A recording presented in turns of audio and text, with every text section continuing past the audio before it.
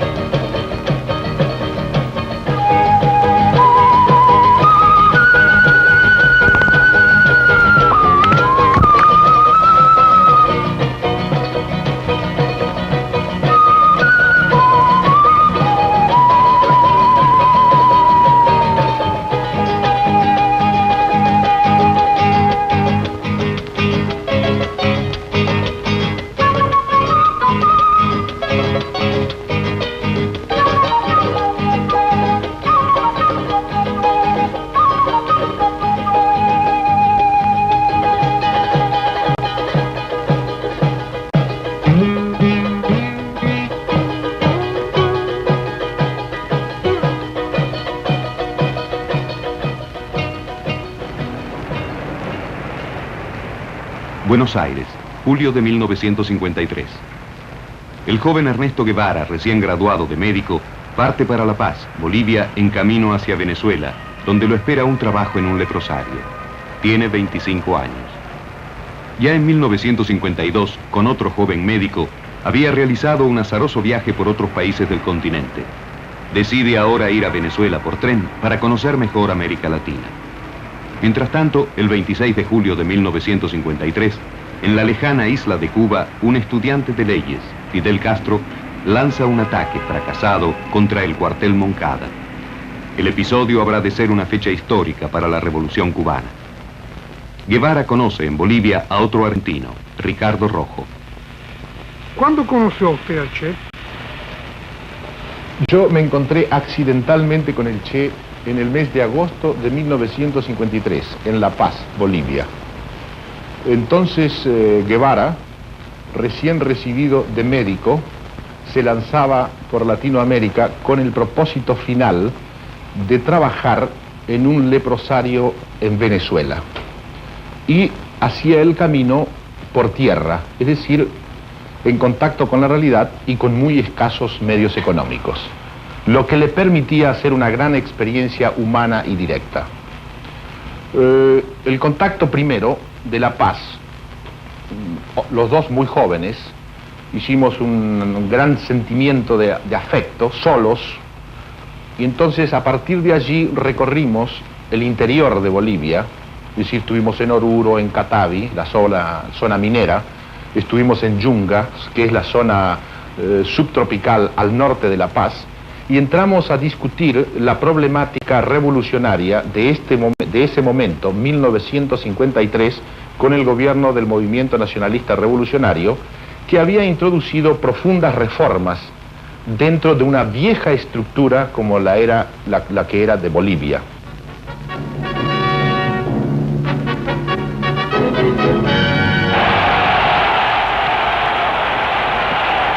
En Bolivia, otra revolución está en marcha, dirigida por Víctor Paz Estenssoro, contra los grupos oligárquicos sustentados por el ejército. Los varones del estaño, las 30 familias más ricas del país, la llamada rosca, controlaban el 67% de la economía, mientras casi el 80% de la población tiene una renta anual inferior a los $100. Los indios bolivianos, marginados desde la conquista, representan casi el 60% de la población, pero poseen solo el 7% de las tierras. Cualquier tentativa de los indios para recuperar las tierras de sus antepasados es ahogada en sangre por el ejército y los latifundistas. He aquí un inédito documental militar boliviano.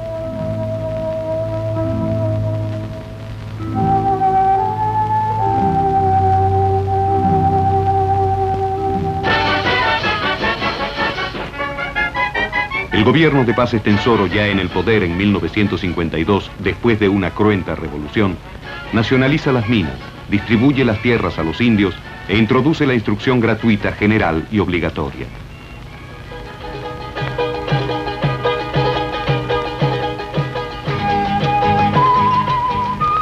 En 1953, cuando Guevara llega a La Paz, estamos en plena revolución. Ricardo Rojo, el joven argentino que conoció allí, lo convence a quedarse algunos meses en Bolivia para seguir después juntos el viaje. Su destino queda sellado. Ernesto Guevara de la Serna, que iba a ser conocido en el mundo entero como el Che, no llegará nunca al leprosario de Venezuela hacia el cual había partido. Su camino será otro. Y en esta misma Bolivia, en la que Guevara comienza su vida adulta, concluirá, después de 14 años de luchas, su existencia. Jaime Gutiérrez, Santa Cruz, director del Ministerio de Agraria en 1953. ¿Qué recuerdo tiene usted del Che? Bueno, de él, una persona alta, delgada, facciones simpáticas, correctamente vestido, más bien diré elegante, conversaba con soltura, con mucha simpatía,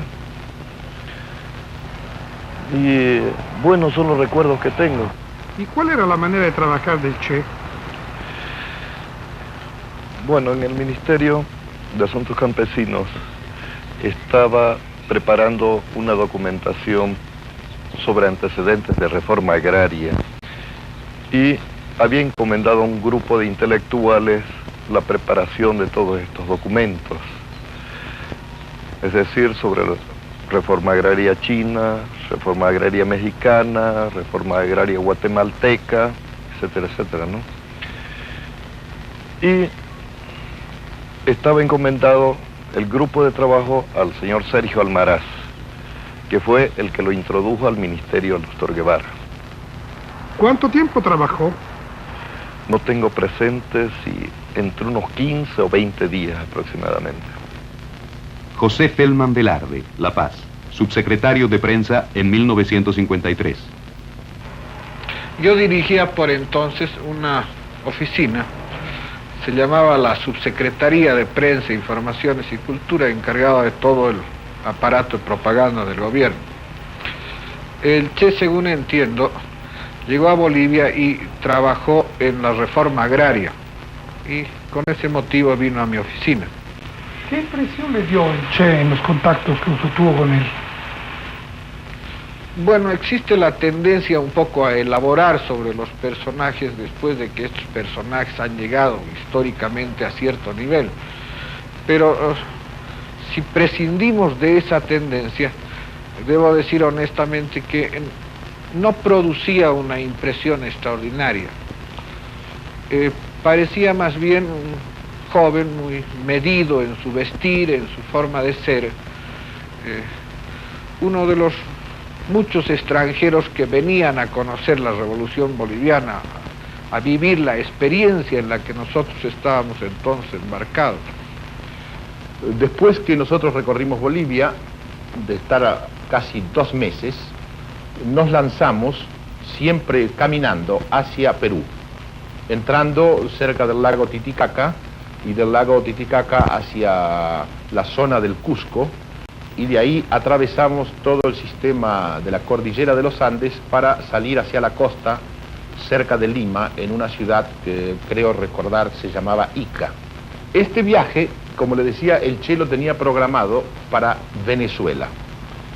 Pero en base a las discusiones políticas que se planteaban diariamente frente a la realidad directa, cuando llegamos a Guayaquil, que era el momento de determinar un camino u otro, el Che resulta de la conversación y pretende y busca, y por supuesto nosotros éramos un grupo, se nos habían sumado otros jóvenes, de seguir camino hacia Guatemala, que entonces hacía una experiencia de tipo reformista bastante avanzada para aquellos años, que la había iniciado el doctor Arévalo y la continuaba el coronel Arbenz. ¿Y cuál era el aspecto humano del Che? Yo podría considerar que el Che en ese momento era un rebelde nato. Es decir, sin mayor formación ideológica, tenía una actitud de rechazo, de condena crítica, sin concesiones, a las formas del sistema que nosotros veíamos.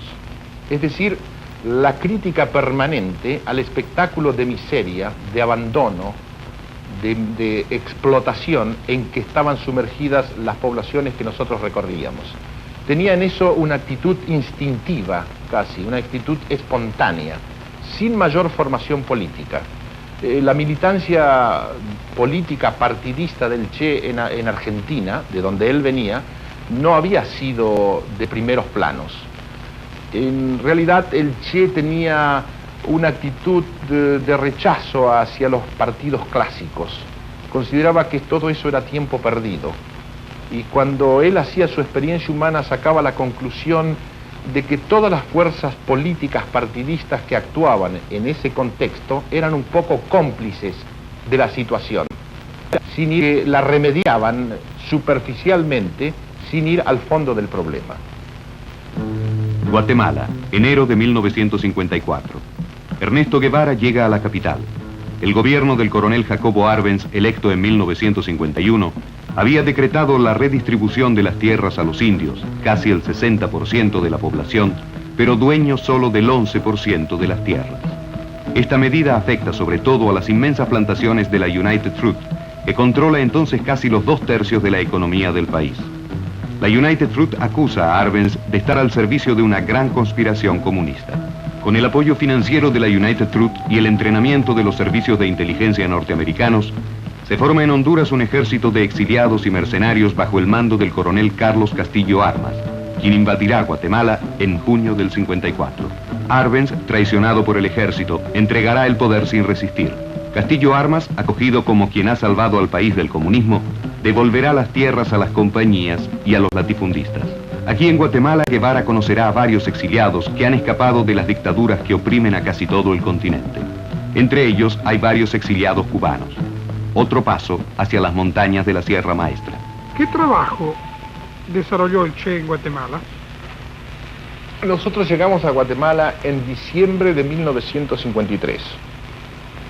Allí entramos en contacto con asilados de otros países, inclusive con Hilda Gadea, asilada aprista, que después sería su esposa. También en Guatemala recorrimos el país, discutimos los intentos de transformación en que se encontraba empeñado el gobierno, hacíamos críticas muy duras, sobre todo Guevara. Guevara tenía en eso una actitud inflexible, vertical. Consideraba que todo esto eran pequeñas reformas consentidas dentro del sistema, y la prevención mayor que tenía era que todo era falso o artificial en cuanto no tenía un poder capaz de sustentarlo en las etapas críticas. Esta reiteración de la necesidad de crear un propio aparato militar capaz de enfrentar las situaciones críticas tuvo su confirmación cuando en abril de 1954 el gobierno de Arbenz fue derrocado por un golpe militar directamente instrumentado por los Estados Unidos. El Che era muy duro en la discusión, es decir, muy seguro, muy firme, y esto le permitía decir las verdades más crueles, pero siempre con un gran sentido de ternura, es decir, con un gran sentido fraterno. Sostenía que era necesario decir tal cual eran las cosas para llegar a conclusiones correctas. Y esto lo decía con un tono de gran sarcasmo, de gran crueldad a veces en las palabras, pero con un gran sentido, con un gran cariño simultáneamente. Era una conjunción muy especial entre la dureza en el análisis y el trato fraterno en la discusión. Es decir, una especie de simbiosis, de síntesis, que era francamente emocionante, porque partía esto de una cosa muy sentida, muy profunda. Edelberto Torres Rivas, Londres, presidente del Frente de la Juventud en 1954. llegaron a Guatemala muchos extranjeros, uno de los cuales era Ernesto, y tuve oportunidad de conocerlo probablemente en algunas reuniones, pero finalmente identificado cuando llegaba a la Casa de la Juventud, que era el centro, por así decir, de un Frente Nacional de Juventudes democráticas que se había formado años antes. Ahora, ¿cómo se presentaba el Che físicamente, humanamente? ¿Qué impresión daba cuando él se presentó en la Casa de la Juventud? Ahora uno podría identificarlo con un hippie, mal vestido, sucio más bien, zapatos empolvados, despeinado, sin barba pero no afeitado, digamos, adecuadamente. ¿Y esa manera de presentarse inspiró alguna desconfianza al comienzo? Pues en aquel momento a Guatemala llegaban muchos extranjeros, algunos la mayor parte sin duda bien intencionados, pero se había colado también mucha gente extraña, probablemente agentes de la CIA, y ya a esas alturas del movimiento revolucionario había una gran desconfianza sobre el extranjero, sobre todo cuando, como en el caso del Che, se presentaba como andarín, como médico, vestido de esa manera. Fuimos identificándonos muy rápidamente y haciendo una buena amistad conmigo y con algunos otros guatemaltecos, y especialmente a través de mi hermana, que fue quien le presentó a Gilda Gadea, quien posteriormente fue su primer esposa. Ahora, ¿qué grupos extranjeros él frecuentaba más en Guatemala? Creo que sin ninguna duda él se hizo amigo muy rápidamente de un grupo de exilados cubanos, gente que había salido a raíz del asalto al Moncada y otros que habían llegado con posterioridad a la amnistía que dio el gobierno de Batista.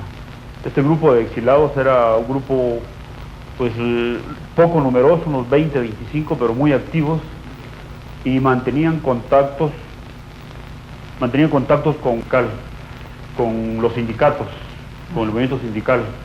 Y recuerdo que Ernesto, con algunos de ellos, con Nico López y otros, se habían convertido en asesores, en activistas del movimiento sindical. ¿Y el Che políticamente qué posición tenía y qué papel jugó en Guatemala? Bueno, la situación, creo que su situación política fue cambiando rápidamente. Cuando llegó no se le conocía una ubicación política partidaria. Se presentaba a sí mismo como un estudiante antiperonista. Su contacto con los exilados cubanos le permitió participar en discusiones muy vivas sobre la experiencia del Moncada. No tenía, por así decir, una posición tomada. Él era un partidario de la Revolución Guatemalteca y por eso decía que había llegado. ¿Pero qué papel jugó políticamente allá? Al principio ninguno. Y en la organización del movimiento estudiantil y obrero, Guevara participó, yo diría, activamente. Posteriormente también jugó un papel importante cuando, producida la renuncia de Arbenz, millares de guatemaltecos, especialmente líderes políticos y sindicales, cuadros de las organizaciones culturales o juveniles y sindicales, buscaron el asilo político. Argentino, me parece, con el agregado obrero de la Embajada Argentina, el cual facilitó que una buena cantidad de perseguidos políticos pudieran asilarse en la Embajada Argentina. Nicasio Sánchez, Córdoba, embajador argentino en Guatemala en 1954. ¿Cuándo conoció al Che?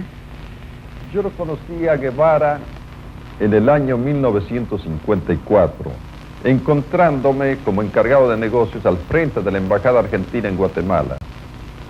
En esa oportunidad, recuerdo que el ingeniero Núñez Aguilar, hombre vinculado a la embajada, por ser un técnico argentino facilitado al gobierno guatemalteco, me avisó que había unos muchachos argentinos que andaban desesperados buscando hierba para el mate.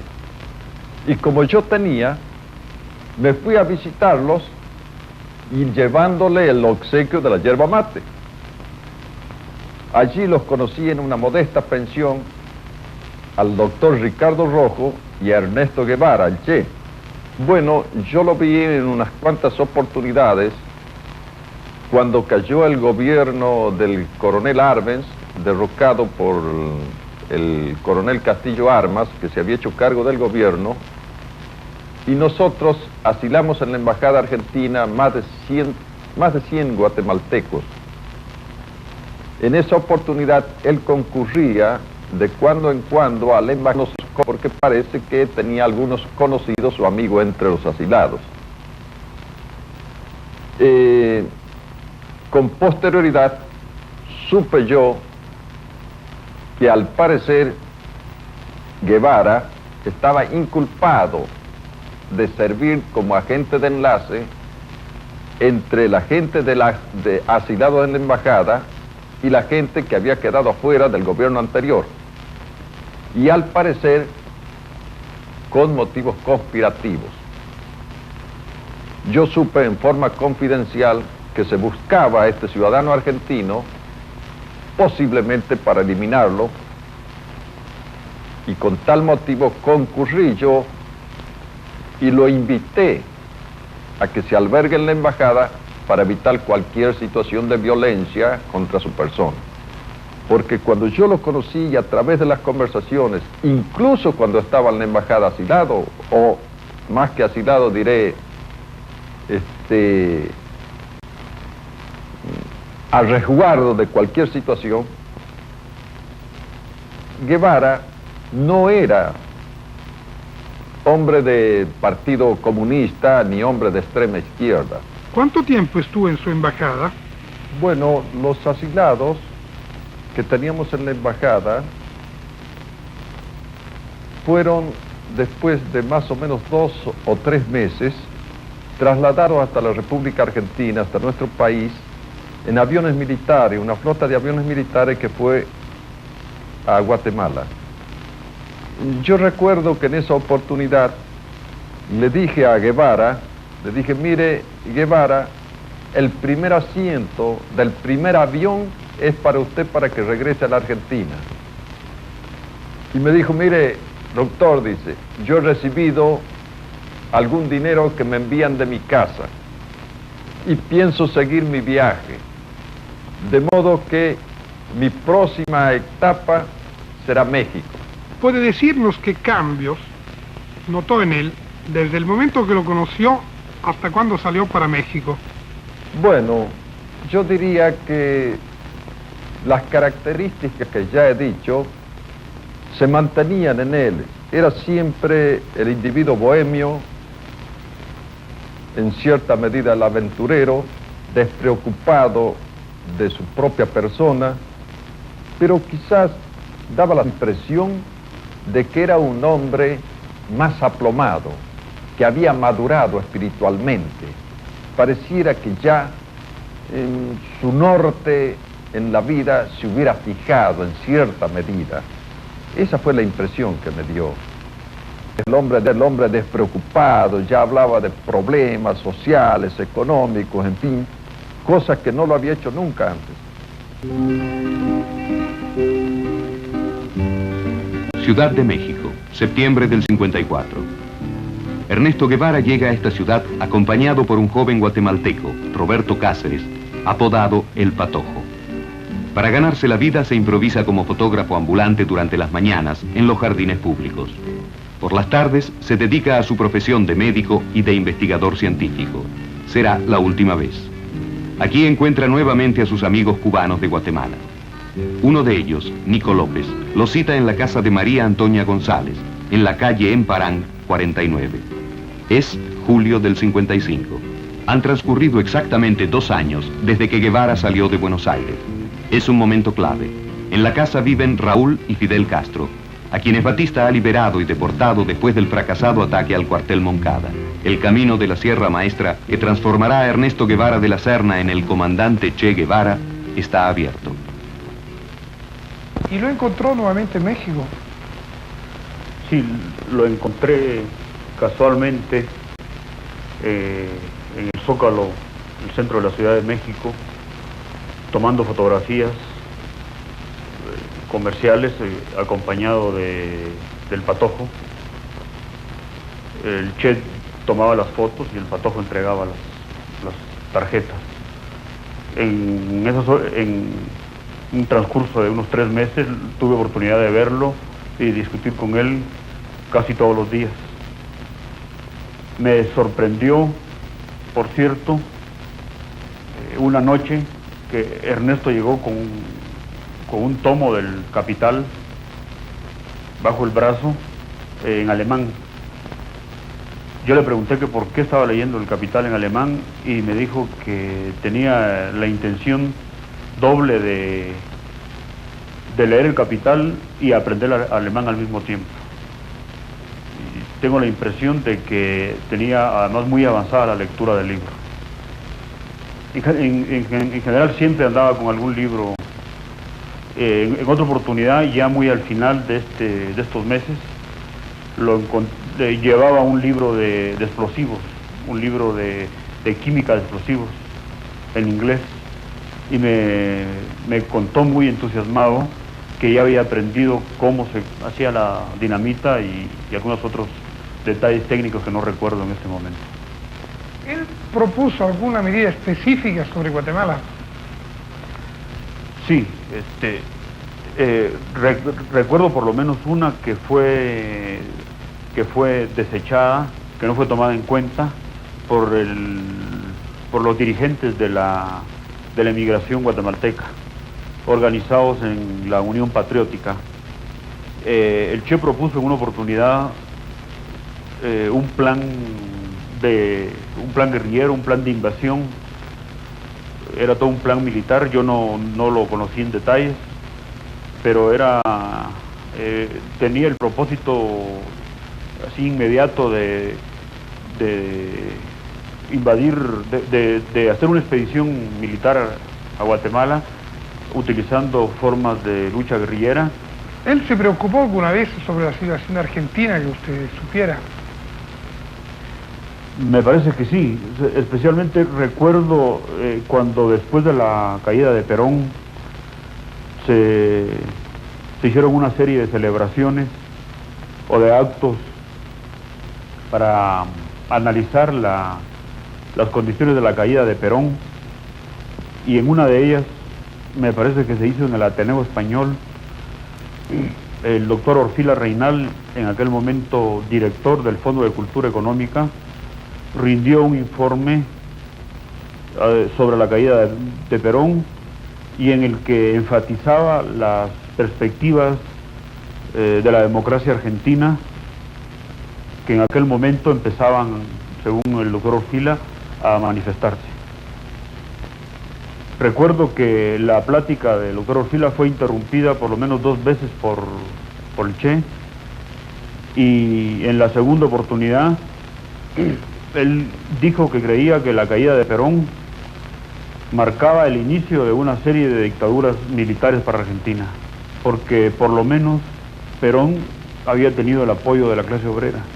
Él dijo casi textualmente, recuerdo, que no se alegraba por la caída de Perón porque era mejor equivocarse con la clase obrera que en contra de ella. Alfonso Salazar Mayén, México, genetista e investigador científico. El Che vino conmigo después de participar en la Revolución de Guatemala, pero se presentó con una carta de un amigo mío y profesor argentino, como médico. Me lo recomendaba como un posible colaborador a quien podía ayudarse por la situación política en que venía. Eso fue en 1954, si no lo he dicho. Y permaneció a mi lado como joven colaborador durante 1 año y medio. En el Hospital General, una parte del tiempo, en el laboratorio de investigaciones que yo tenía en el Instituto Nacional de Cardiología, aunque en la tarde iba al departamento de fisiología de nuestra universidad.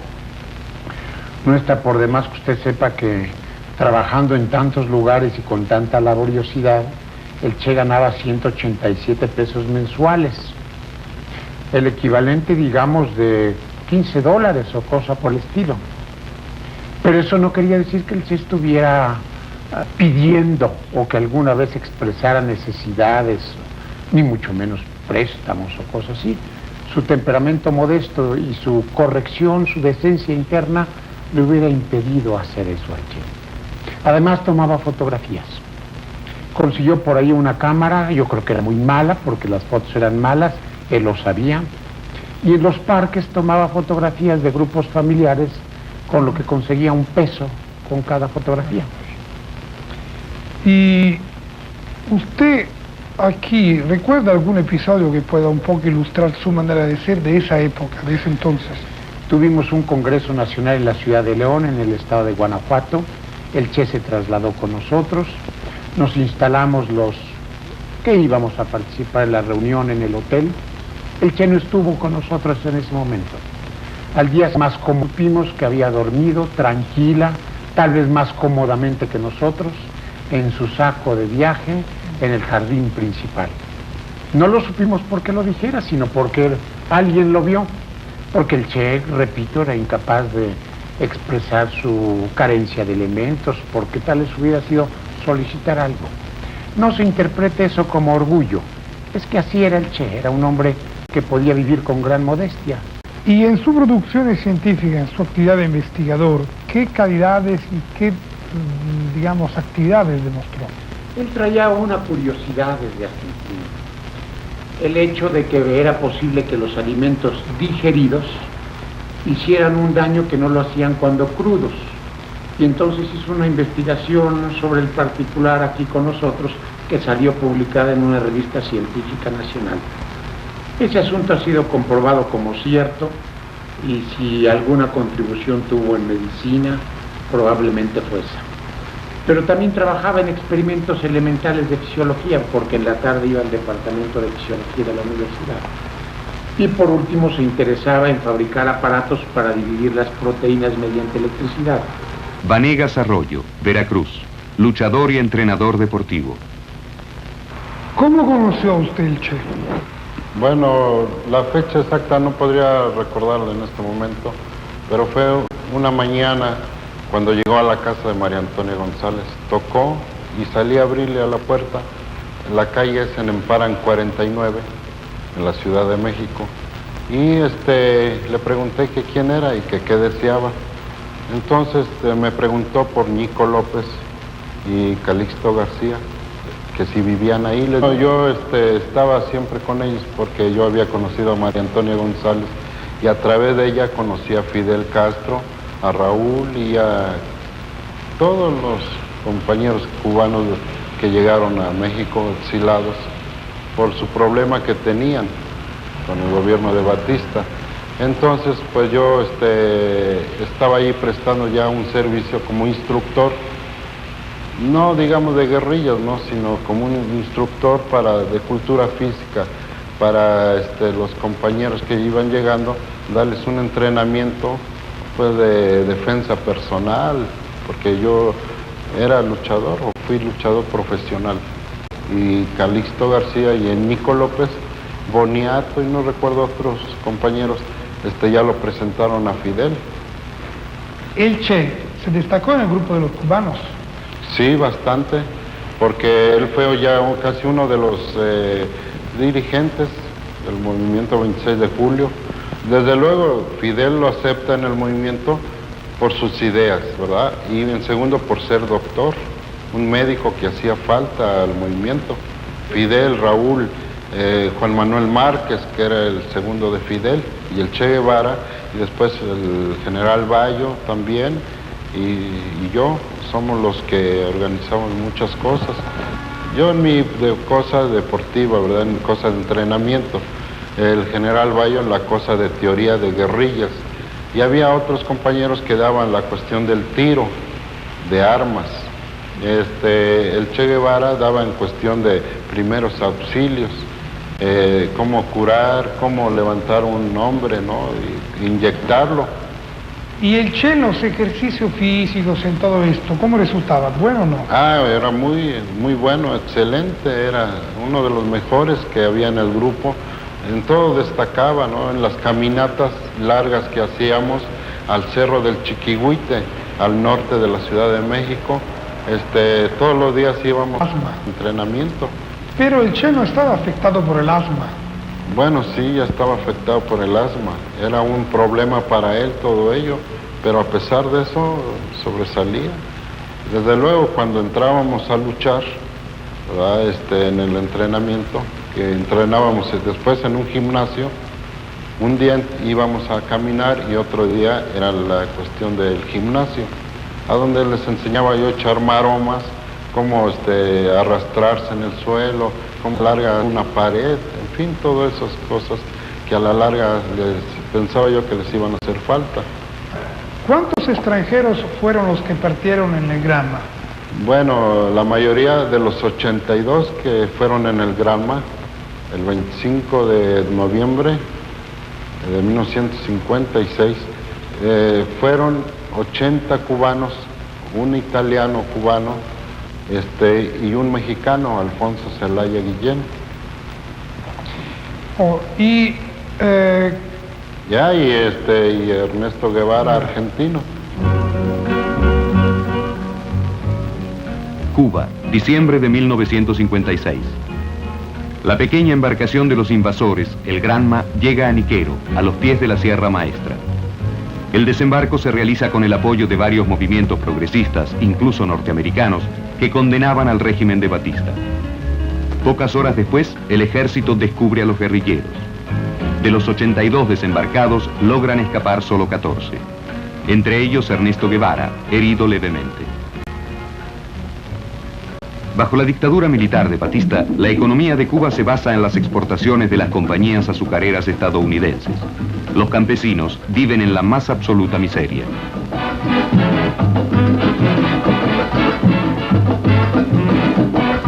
La capital, La Habana, es uno de los centros de placer y corrupción más famosos de la época. Batista comienza una amplia operación militar contra los guerrilleros de la Sierra Maestra que logran conectarse con otros movimientos democráticos cubanos. Los guerrilleros resisten. Más adelante, pasan a la ofensiva. En julio del 57, exactamente 4 años después de su salida de Buenos Aires hacia La Paz, el Che, como ya lo llaman todos los guerrilleros, es nombrado comandante por Fidel Castro. Un año después, el 31 de agosto del 58, Fidel asigna al Che el mando de la 8ª columna, con la misión de ocupar la ciudad de Santa Clara, al otro lado del país, que de este modo será cortado en 2. El 29 de diciembre del 58, la ciudad de Santa Clara es atacada y conquistada por las tropas del Che. Batista abandona precipitadamente La Habana con un avión cargado de joyas, cortesanos y militares.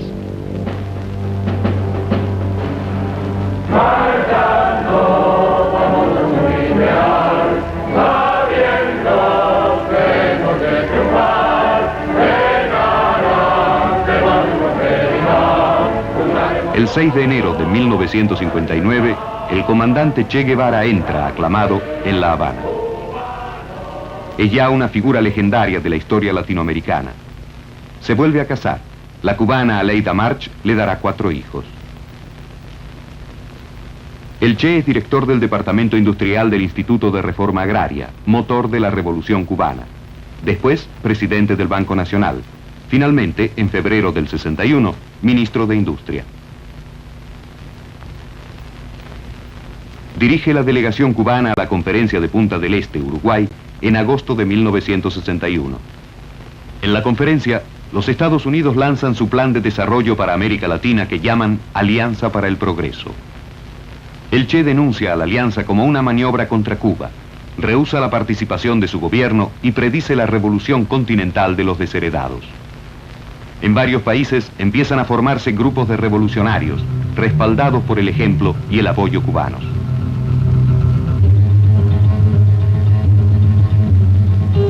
Un mes más tarde, se abre sin éxito otro frente en Nicaragua. El 14 de junio, fracasa una invasión a la República Dominicana. Después, llega el turno de Guatemala. En la tentativa encontrará la muerte el mejor amigo del Che, Roberto Cáceres, el Patojo. La guerrilla nace en Venezuela, Colombia, Honduras.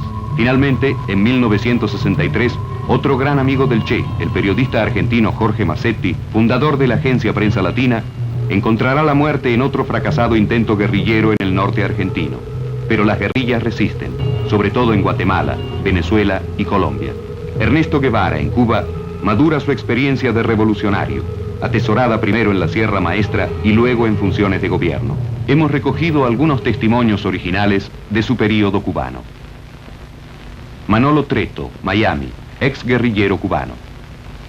¿Y usted la guerrilla que tú tenía mando, algún mando? Pues la guerrilla sí, fui teniente de un grupo de hombres, de 19 hombres. ¿Y por ejemplo, cómo se ganó el mando de ese grupo? Bueno, allí por ejemplo, un día él llegó y dijo que estábamos ahí sin hacer nada, un grupo, y entonces pues nos mandó a buscar comida, y yo salí a buscar la comida y traje 2 rastras de la flota cubana, que la capturé en la carretera central y regresé a la sierra con ella. Entonces allí pues él me hizo responsable del grupo en aquel entonces. ¿Y cómo era con la tropa el Che? Bueno, con la tropa se portaba bien, comía junto con nosotros, comía la misma comida que nos daban a nosotros los campesinos allí de la zona, dormía junto con nosotros en el suelo. O sea, sé que el trato, él como jefe del grupo, pues era bastante bueno con la tropa allí. ¿Y los soldados lo querían o no? Sí, todos los soldados allí lo queríamos, ¿cómo no? ¿Y el Che en los combates buscaba de salvar su vida o no? No, todo lo contrario. Inclusive allí nosotros, por ejemplo, hicimos un pelotón que se llamaba el Pelotón Suicida, al cual yo pertenecí también. Siempre que nosotros el Pelotón Suicida atacábamos primero, por ejemplo, yo mismo me encontré el caso varias veces en el cuartel de Cabeguán, que cuando yo llegué y brinqué una cerca para tomar el cuartel, cuando llegué dentro, ya el Che Guevara estaba allá adentro. Por dónde él vino no sé. Sé que brincó una tapia y se había fracturado un brazo, etcétera, pero cómo entró no sé, porque no estaba supuesto entrar allá adentro. ¿Y cuando se terminó la guerra, usted fue siempre con el Che? ¿Con el Che Guevara? Bueno, ahí estuve en la escolta personal de él, de jefe de la escolta de él, durante los primeros 7 meses del triunfo de la revolución. ¿De qué manera usted se peleó con él? Bueno, yo me peleé con él porque, por supuesto, usted comprenderá que el sistema comunista es un sistema que a mí no me gusta particularmente, porque yo no lo soy. Y entonces un día, pues conversando con él, desayunando allí en una mesa, pues me preguntaron a mí qué yo quería sobre el comunismo. Y yo dije que para mí yo consideraba que eran todos unos hijos de perra.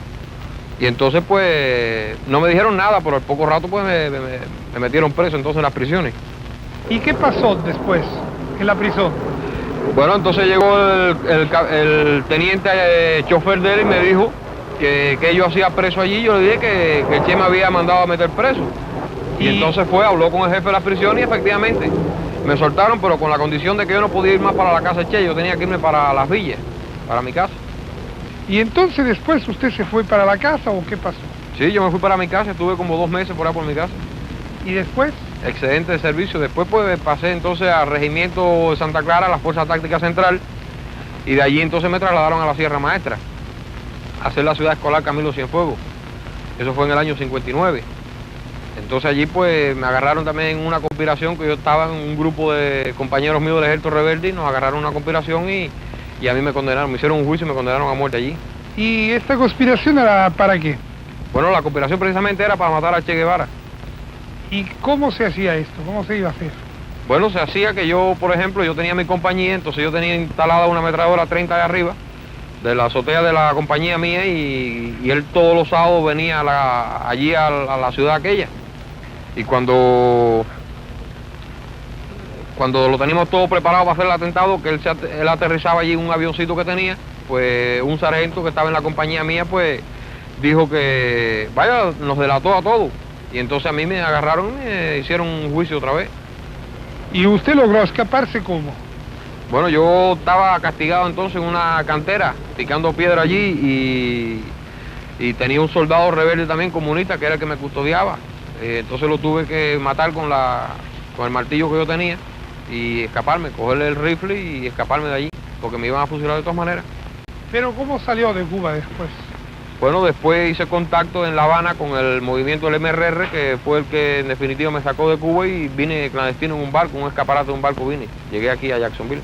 ¿Y usted aquí en Estados Unidos ¿Ha seguido ocupándose de los asuntos cubanos? Sí, yo siempre he seguido luchando por la libertad de Cuba. Inclusive estuve en la invasión de Bahía de Cochino, en los tiros de infiltración me fui por Oriente, después estuve en el ejército americano, pasé todo el entrenamiento del Centro de Inteligencia americano aquí también, la infiltración, etcétera, etcétera, y sigo todavía luchando por el problema de Cuba.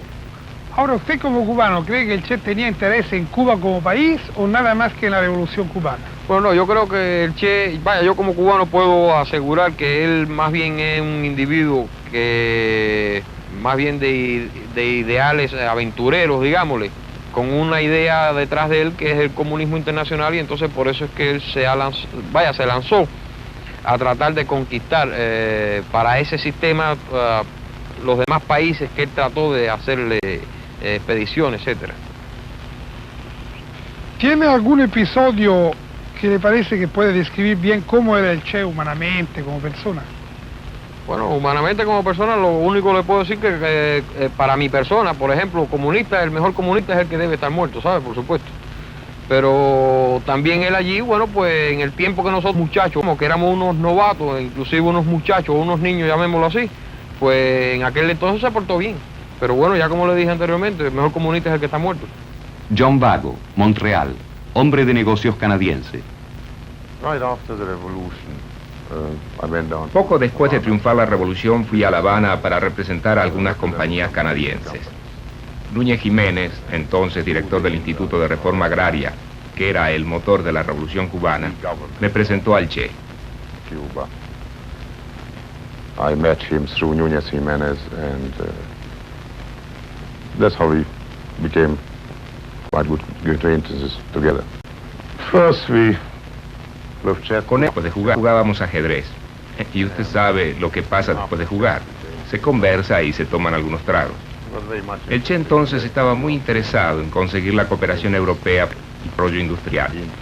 Para eso me envió a Alemania, Italia y Francia, a conseguir inversiones y maquinarias pesadas para la industria minera. ¿Puede darnos algunos ejemplos de cómo era el Che en su actividad burocrática? I mean, sitting around one of the inner offices. Por ejemplo, una vez él vio una revista comercial de China comunista y tuvo entonces la idea de abrir relaciones diplomáticas con China. Los dos países no tenían relaciones diplomáticas ni políticas. Él no quería dar ningún paso oficial.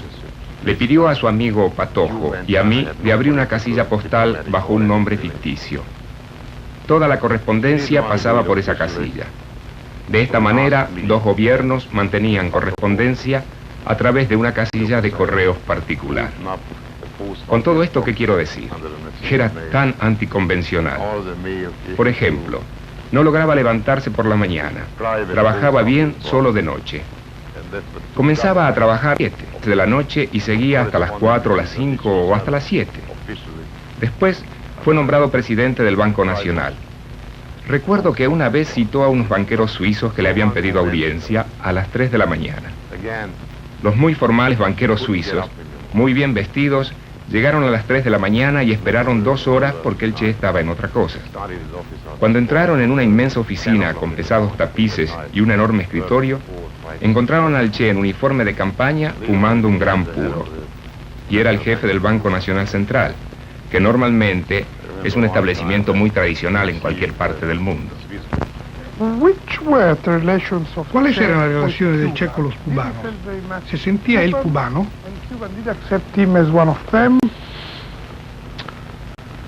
He didn't feel Cuban. I mean, he knew that the Cuban Revolution was a stepping stone for him.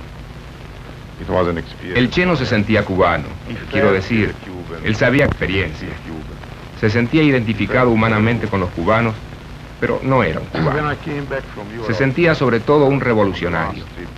Cuando volví de Europa en mi última gira, que tuvo bastante éxito, pedí al Che si tenía que dar su nombre en la rueda de prensa que me habían pedido. Y él me dijo, olvídate mi nombre, menciona solo Fidel. Él sabía que el líder de la revolución tenía que ser cubano. Unknown, he was a very intelligent man, and he knew that to be leader of the Cuban Revolution, you have to be a Cuban. Robert Taber, periodista. Fue el primero en llegar a entrevistar realmente a los guerrilleros en la Sierra Maestra. Publicó el primer manual sobre la guerrilla con el título La Guerra de la Pulga. Herido en la invasión de Playa Girón. Estaba junto a los cubanos. We met the first time in the Sierra Maestra in Cuba in April, I think, of 1970. Nos encontramos la primera vez en la Sierra Maestra, abril de 1957, después que la expedición cubana llegó de México. Después de la caída de Batista, yo dejé mi trabajo de periodista y volví a Cuba, donde trabajé más de un año en contacto con él. Volví a finales del 60 para organizar aquí el Comité para un Trato Justo con Cuba. Fair Play for Cuba Committee, yes. ¿Qué tipo de gente integraba el comité? You're speaking of Americans, people here. I think that by and large it was a liberal rather than radical group. Era gente más bien liberal que radical. Gente que consideraba que la política americana hacia Cuba era demasiado reaccionaria.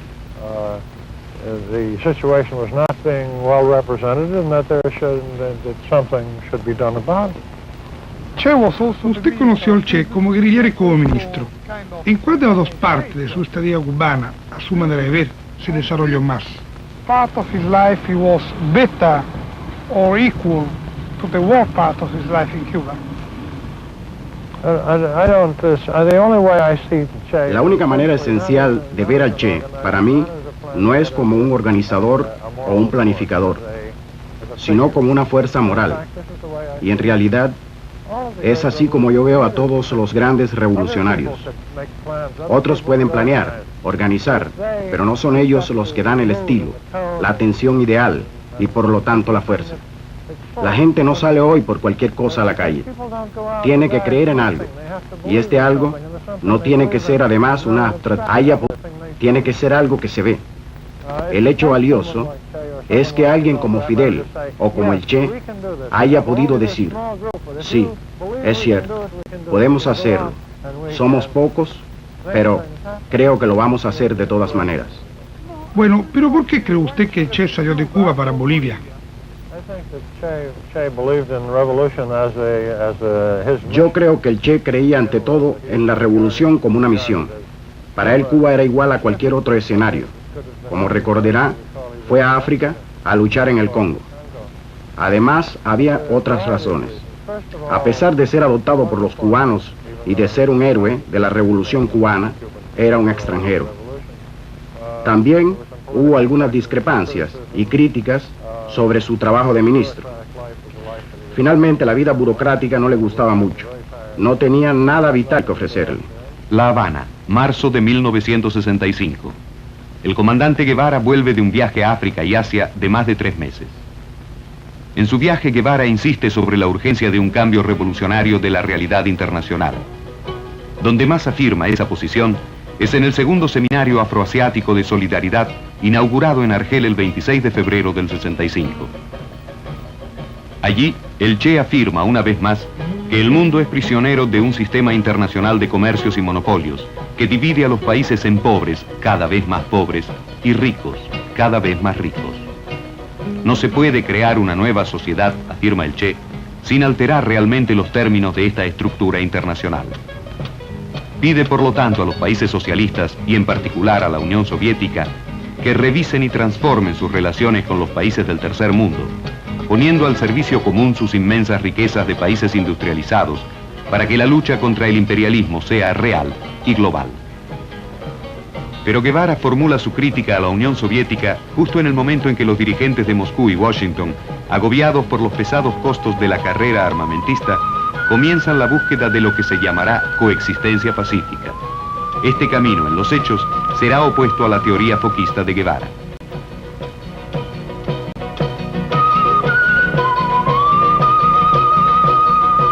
También en el plano interno se abre el debate sobre las teorías del Che, que es acusado de utopista por algunos dirigentes cubanos.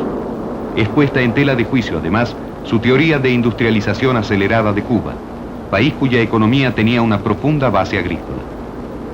También halló reserva su teoría de eliminar los incentivos materiales a los trabajadores, sistema de estímulos adoptado por los países socialistas europeos.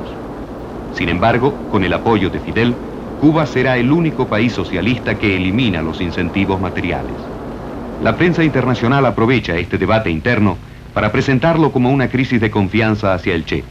Se llega a sostener que se ha producido una ruptura con el mismo Fidel. El Che desaparece de Cuba en abril de 1965, poco después de haber vuelto de su largo viaje. No aparecerá nunca más públicamente. Mientras la prensa mundial empieza a especular sobre su desaparición, el Che, bajo el nombre de batalla de comandante Tatu, ha vuelto a Kinshasa, territorio rebelde del lado de Nueva Belga, para apoyar la guerra contra el imperialismo en otro continente, el africano. Permanecerá allí, de acuerdo al resultado de nuestras investigaciones, durante 6 meses, hasta octubre de 1965.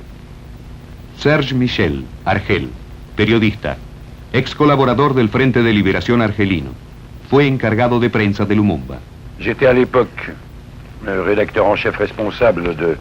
En esa época yo era redactor en jefe de Alger Soir, y las relaciones entre Cuba y Argel eran muy estrechas. Se había consolidado una espontánea amistad. Para los argelinos, Cuba era otro estilo de vida, y además un inverosímil desafío a los grandes de este mundo. Por eso la sentían muy cerca, vecina a su propio desafío. En 1964 anunciamos en el diario, aquí está el número, que el Che volvía a La Habana. En realidad había partido hacia África para tomar contactos con los movimientos de liberación africanos. Realizó una gira bastante completa, ya que en ese entonces estaba convencido de que África era el continente ideal como punto de despegue de la revolución mundial. El Che no era el solo en pensar así. Recordemos que también muchos europeos creían lo mismo. Se creía que la revolución podría partir de una región ideal. Cuando el Che vuelve de su gira, había cambiado ya de idea. Nos hizo conocer sus tesis, que eran muy distintas de las anteriores. Decía ahora que la revolución mundial podría partir de varios puntos favorecidos y que América Latina era de todas maneras el punto estratégico. ¿Y en qué países africanos realizó su actividad clandestina el Che? Il est allé en Guinée-Bissau. Il est allé en Guinée d'abord, il est passé de Guinée en Guinée-Bissau. Bueno, él fue a Guinea-Bissau, a Angola, al sureste africano, cerca de Mozambique, a Zambia y Tanzania. Tuvo también contactos muy intensos con los dirigentes de los movimientos de liberación congolés. Se ha hablado de contrastes entre el Che y los africanos. ¿Y por qué? Che Guevara. C'est très simple, une question d'origine. Les amis des mouvements de libération africains... Bueno, es muy sencillo, nada muy grave. Pero en el fondo la diferencia de orígenes creó algunos problemas. Los compañeros responsables de los movimientos de liberación africanos se dieron cuenta rápidamente de que el Che Guevara no había vivido realmente una experiencia colonial, realmente colonial, como los africanos. Que él consideraba la solidaridad revolucionaria internacional una tarea mucho mayor que lo que significaba para los africanos la lucha contra el colonialismo. Para los africanos, en la lucha contra el colonialismo, la solidaridad era más nacional, era sin duda útil y necesaria, pero era más un objetivo que una vivencia. Et sans aucun doute, bien utile, bien nécessaire, mais ça ne peut être qu'un objectif. ¿Y usted cuándo lo encontró la última vez? El New York Times ya había publicado un artículo sobre la desaparición del Che. En realidad, él estaba en Argel, en abril del 65. Trabajaba secretamente en la Embajada de Cuba. Yo lo encontré allí, donde realicé una larga entrevista en la que trabajamos juntos, estableciendo preguntas y respuestas.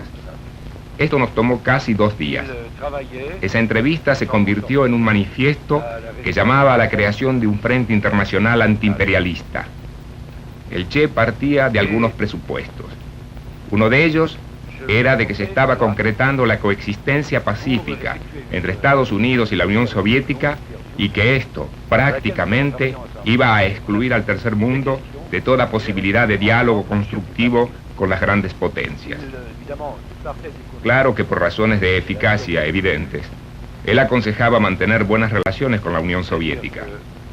Pero fiel a su teoría de la revolución mundial, de la multiplicación de zonas de crisis, hasta una serie de guerras que sacudiesen al imperialismo, hacía un llamado a varios grupos políticos naturales de Occidente y de Estados Unidos, como por ejemplo a los afroamericanos o los grupos de la izquierda radical europea. Para él, se trataba de crear una inmensa red de sostén de varios frentes de lucha.